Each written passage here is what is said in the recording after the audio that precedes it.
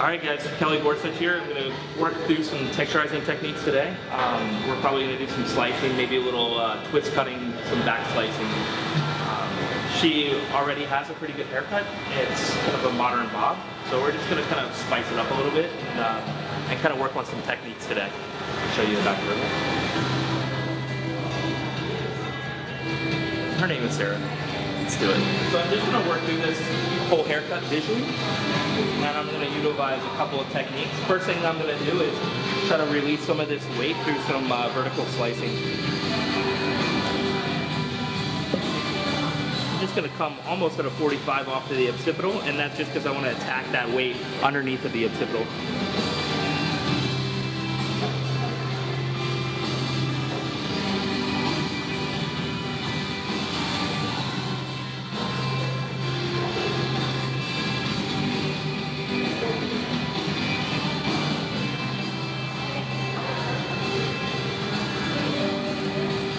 I'm not just repeating the process, I'm actually shooting for high density parts, trying to get that negative space to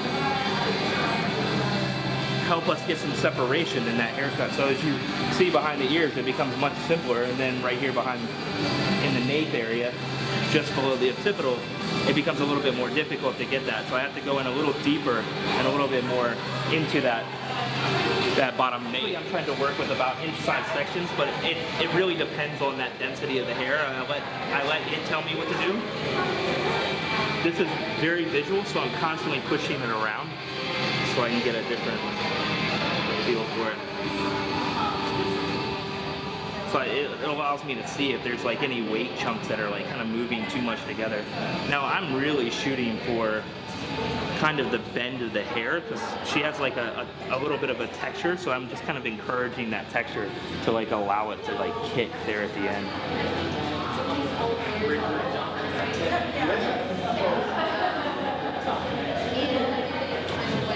You see, like, I'll just see some sort of weight patterns down underneath to me, but everything else is moving fine.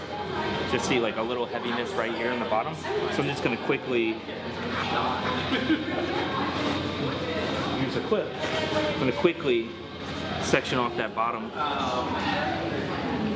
and just do a little horizontal slicing. And now this, because of natural fall, will actually give me a little more separation doing it horizontally as opposed to vertically on that exterior line. So we'll get a little more movement. Yeah, I mean, my uncle, 90 years old, he was completely with it. Really? Yeah, he gave like a great little speech. There you go. And all I'm shooting for is that buildup of weight there to kind of just dissipate and give me more texture and more looseness. So that's going to be just softening that bottom up. And now we're going to go in here and really attack this shape. And that was just vertical slicing. Now we're going to move into some twist back slicing or back cutting.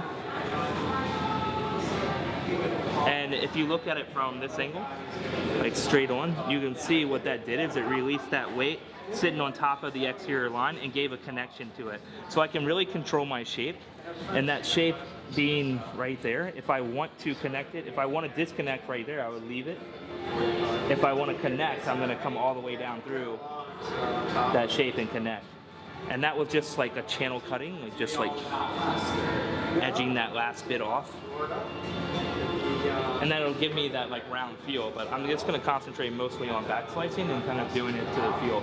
I'm going to get a little bit more volume out of it.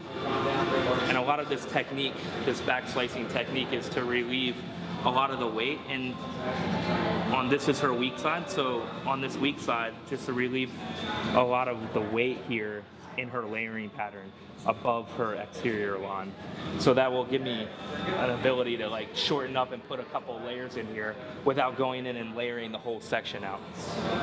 So I'll just kind of attack it, and I'm looking in the mirror visually to make sure that my shape is building up the way I want it constantly.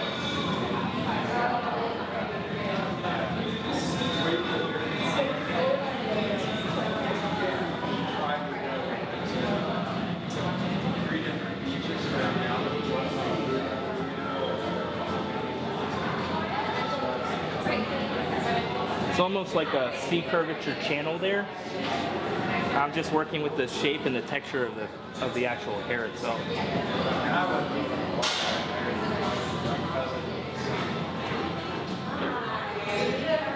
And then I'm just going to release a little weight in that bang and forward graduation area, so it will sit back.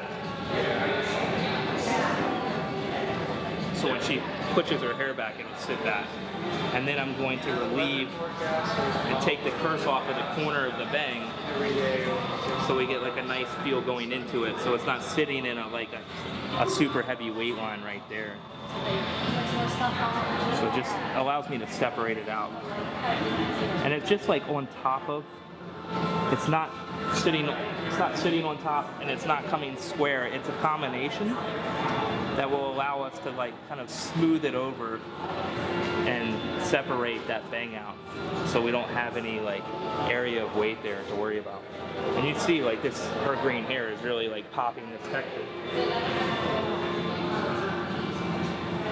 So if you're gonna look from behind, I'll take a look from behind, and you'll be able to see the difference in the shape between the two going forward. Now I'm gonna do the other side.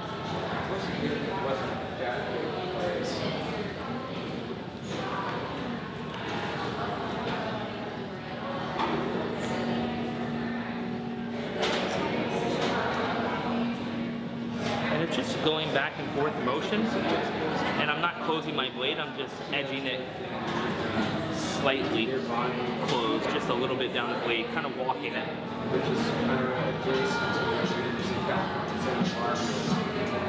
I just want some separation through there, so I'm just cutting through to get some separation. And then the same thing with her bangs on this side, so I'm just going to lift it up away from her eye so I can get my scissor in there and attack it. Getting that little separation. So much of hairdressing is like really being able to like concentrate on the details. So like a lot of my wet cut is a quick process of getting to the dry cut so I can visually cut haircuts. This is the part that can't be copied. I cut with my own feel.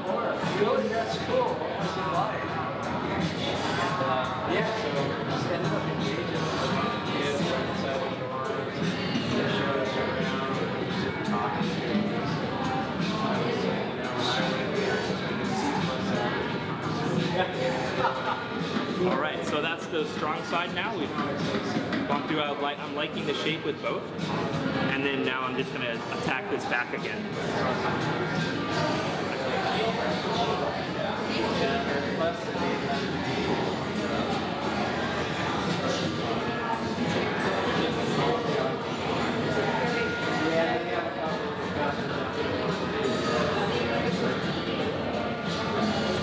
And I'm just really working in that.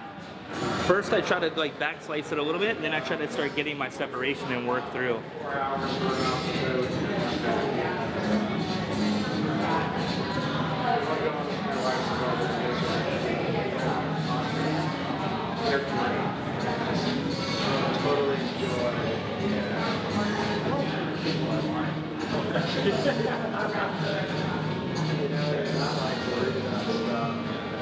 And I'm doing this in different directions just to encourage that hair to like really be sporadic and kind of slam into each other to give a nice texture.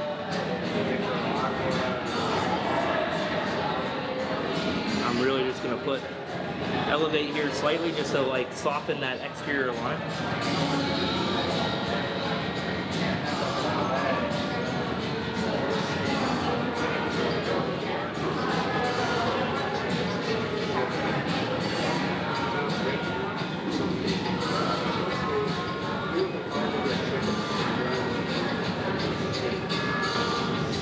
Alright, and I feel pretty good about that texture that I put in. Now I'm just going to add like a quick touch of volume with the same technique. I'm just going to pull it up. I usually try to do these in about dime or quarter size sections. And it's just really loose. I just want to be like kind of loose with the whole thing. And I just want to check that volume each and every time. And then I'll actually just kind of walk this stuff apart slightly. Now I want to be careful that I'm just taking weight out. I'm not really like, I don't want to really recut the haircut underneath that we've already worked so hard on. Put a few bits there, not gonna hurt.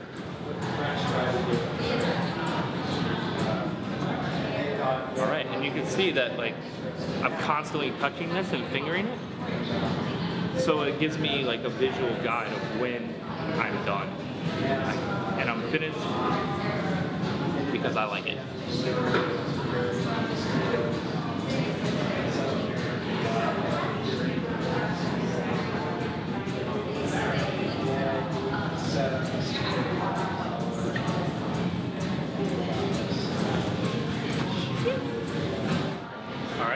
So this is the finished look on Sarah. We just like kind of put a little edit wig powder in there, just give it a little matte texture and massive volume and just a little life to this haircut. So just a couple quick texturizing techniques to walk it through. And the food is supposed to be incredible. You know, they have cocktail hour. Now we just did some texturizing techniques on Sarah, so now we're gonna use a little session spray. This is kind of a beach spray, a little bit of a sugar feel to it. I'm just gonna hit it, since her hair is dry, I'm gonna hit it with a mist. And then we're just gonna scrunch it until it's dry.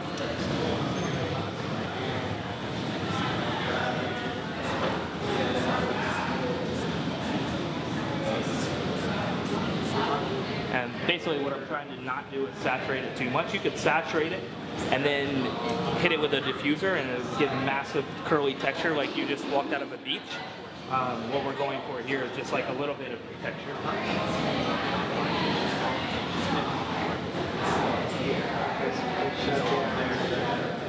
Basically I'm just scrunching it in until it's dry.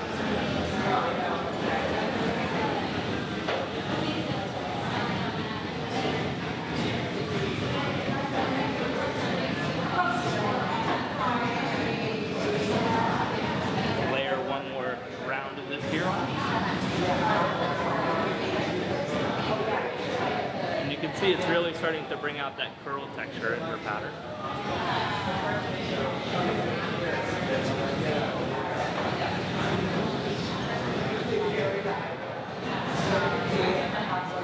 And this is a great second day kind of rejuvenator for like before you leave the house.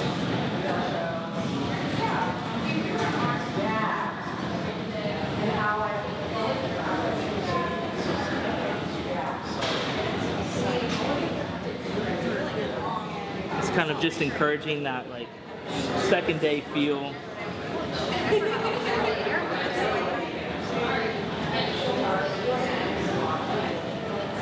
Really good texture, really like loose and like carefree.